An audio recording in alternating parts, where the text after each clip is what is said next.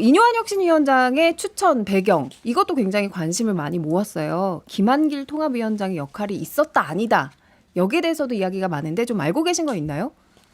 아니요, 이거 김요한 위원장 추천은 다 아니라고 하는데 아니 이렇게 공을 들인 위원장인데 내가 추천했습니다라고 말하면 뭐가 나쁜가요? 저는 그것도 좀 그래요. 괜히 뭔가 탄생의 비밀을 감추는 것 같은 느낌이 윤석열 들어가지고. 대통령과 가깝다고 하니까 좀 감추려고 하는 아니 거 차라리 아니냐. 그럼 가깝다고 이런 얘기하고 여기에 힘을 실어주고 나조차도 내가 신임을 한 사람이고 그러니까 혁신을 제대로 해주십시오라고 얘기하면 좋잖아요. 그러면 아무도 의심하지 않고 그러면 이번에 제대로 하겠구나 의심할 텐데 너도 나도 쉬쉬하는 느낌이 저는 오히려 그렇거든요. 자신 있게 예를 들면 김기현 대표께서 모셔왔습니다. 이뇨한 위원장께 정권을 드렸습니다 하면 좋을 것 같은데 오히려 그러니까 그냥 의문이 남잖아요. 그래서 탄생의 비밀 이런 거 굳이 할 필요는 없다. 저는 그렇게 생각합니다. 아니 좀 알려줘요. 잘 모르니까 우리는. 김한길. 그러니까 그런 얘기가 나왔는데 하시는데. 아니라고 하셨는데 제가 네. 맞다고 우길 수는 없는 거 아닙니까? 어쨌든 김한길 위원장은 자신이 추천한 건 아니라고 못을 박았거든요. 그래서 이뇨한 혁신위원장이 어떤 배경에서 또 인선이 됐는지 또 앞으로는 어떤 행보를 이어갈지 이번에 정말 광고를 듣고 와서 이야기를 2부에서 이어가도록 하겠습니다. 잠시 후에 봬요. 네, 정치인싸 2부 시작하겠습니다. 지금 유튜브로 3만 명 넘는 분들이 함께 해주고 계시거든요. 이게 바로 이준석 효과다. 이런 얘기를 많이들 해주고 계세요. 썸네일 혹시 자극적으로 뽑으신 거 아니죠? 자극적으로 원샷으로 뽑았어요. 그래요? 진짜 자극적이네요. 뭐라고 뽑았어요? 노원 출마냐 탈당이냐 뭐 이렇게 뽑았어요? 아니 그런 건 아닌데요. 어떤 분은 또 4만 명까지 안 가면 이준석 정계 은퇴하라고 써주셔서 얼른 1,000명 데리고 오셔야 아이고, 되겠네요. 네. 빨리 근태경이랑 싸워야 4만이 된다고. 그러니까 저희 그 강서 싸울 선거 일이 끝나고 없어. 4만 싸울 찍었잖아요. 그러니까 근태경은 이번에 국회의원 될 사람이니까 건드리면 안 돼. 나중에 내 이뇨한- 정론관 빌려줘야 돼. 예. 이뇨한 혁신위원장 이야기 해보고 있었는데요. 어쨌든 이 혁신위의 성패는 이뇨한 혁신위원장이 이 정권을 어디까지 가져가느냐에 있다. 이런 얘기 저희가 많이 했는데 그래서 좀 어떻게들 앞으로 보고 계세요? 정권을 가지고 올 수 있냐 없냐. 그 구조적으로 정권을 가지고 올 수 있는 구조 자체가 아니다. 뭐 이런 평가도 있던데요. 그러니까 바지 사장이 바지 사장. 아유, 당 그러세요, 대표 형님. 바지 사장이란 말 많이 하잖아요. 실제로 예. 용산 출장소 얘기하고 바지 사장이 뭐 부사장이나 전무를 임명했어요. 그럼 그 사람이 권한이 생길 수가 있어요? 자기도 권한이 없는 걸 어떻게 줘요? 그러니까 제가 보기에는 그냥 이뇨한 혁신위원장이 뭐 이게 메시지는 좀 세게 던지고 있어요. 영남의 스타, 제가 보기엔 스타인지 잘 모르겠는데 어쨌든 수도권 나가라 하시고 뭐 이재명 대표로 만나라 막 이런 얘기 하시는데 이게 과연 이제 먹힐 수 있느냐? 제가 보기에는 그럼 김기현 대표 보고 이제 수도권 나가라는 얘기잖아요. 한마디로 얘기하면 스타인지 모르겠지만 어쨌든 그 나가겠느냐? 저는 절대 안 나갈 거라고 보거든요. 그리고 이재명 대표 만나라고 하는데 윤석열 대통령이 만날 거냐? 만나면은 당연히 이게 먹히는 거죠. 권한이 있는 거예요. 그러니까 정권이라는 거는 뭐 종이 써놓고 정권이 있습니다 드리는 게 아니고 실제로 이 사람이 하는 말과 행동이 실현될 수 있느냐는 문제잖아요. 예. 그럼 그 리트머스 시험지가 2개예요. 김기현 대표 수도권 출마. 그다음에 윤석열 대통령이 이재명 대표 만나는 거. 되겠냐고요. 저는 안 될 거로 봐요.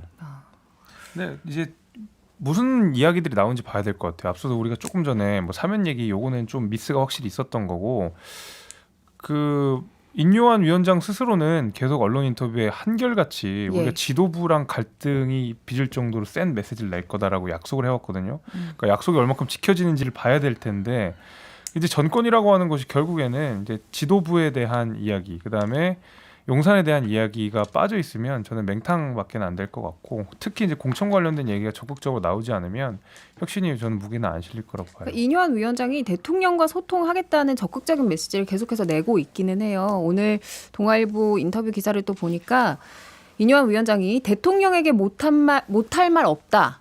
죽으려면 안 변해도 돼. 이렇게 강하게 이야기를 했거든요. 거침없이 쓴소리를 할 수 있는 성정의 분은 맞아요?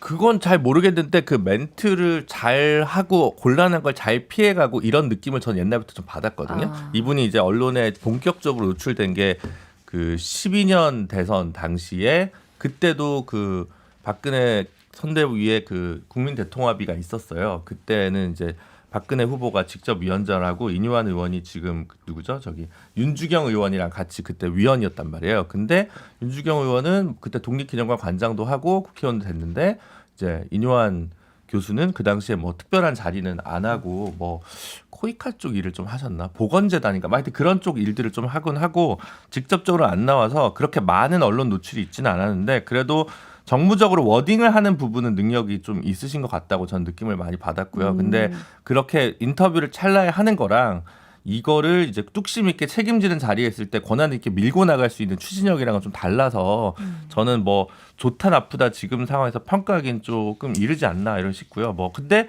그거랑 별개로 혁신위는 대부분 이제는 실패가 뭐 필연이다 이렇게 좀 보고들 있는 것 같아서 혁신이 무용론. 네 그런 것 얘기하시는 때문에 거예요? 뭐 저도 한 당의 혁신위원 해봤습니다만 이게 비대위 말고 혁신위로는 사실은 뭐 혁신위원들이나 혁신위원장이 아무리 열심히 해도 좀 누가 받아주는 누군가 있어야 되기 때문에 성패는 좀 어렵지 않나라는 생각은 있습니다. 기본적으로. 성공은 좀 어려울 것이다. 이렇게 저는 보고 인요한 계시는 위원장이 거고. 지금 이제 시험 문제를 풀기 시작하면은 머리 터질 겁니다. 예를 들어서 이런 게 있어요. 저는 혁신위에서 만약 이런 거 한다면 용기 있다고 하겠습니다. 지금 정권에서 하여튼간 죽어가던 부정선거론을 다시 불씨를 틔우기 위해서 국정원이 무슨 갑자기 선관위 해킹하고 이런 거 터뜨렸잖아요.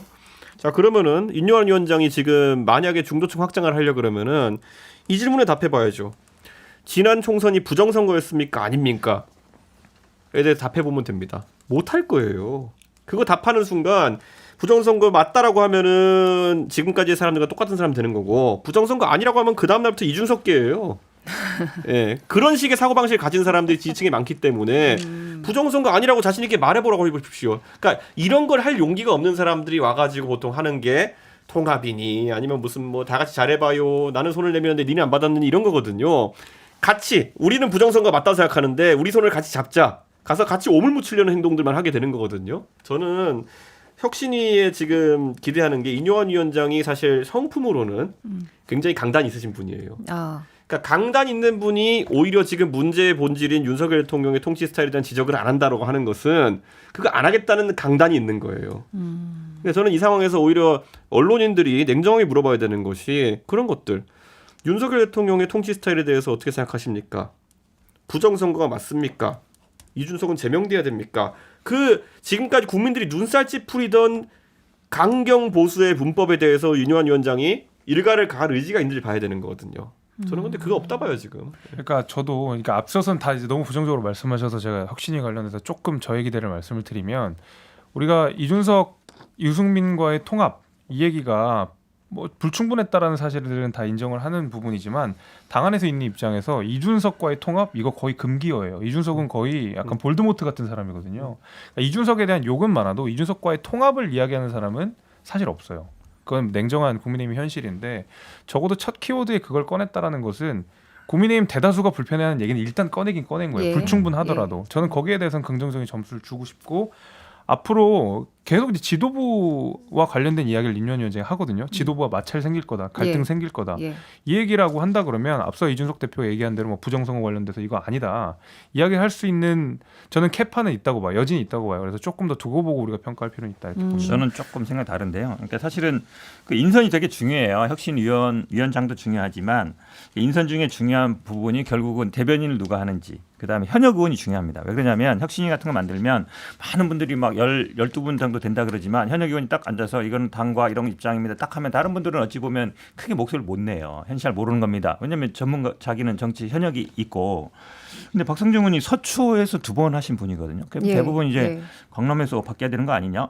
그 좋은 자리를 계속 또 줘야 되나? 이런 얘기가 나온단 말이죠. 또 근데 의원 이분이 중에 유일하게 포함이 그렇죠. 되죠. 현역 의원이 포함되는데 하필이면 강남에 있는 분이에요. 서울이라 하지만 그 오히려 지금 서울 수도권 문제가 강남의 문제는 아니잖아요. 강남 영남의 문제는 아니란 말이에요. 그게 딱 상징적으로 대표되는 분이고 김경진 전 의원도 사실은 지난번 대선 때 그 공보 특보단장 맡으면서 검사 출신이고 이러면서 근데 이분이 대변인을 맡고 있어요. 하나는 현역 의원인데 굉장히 좋은 지역구의 현역 의원.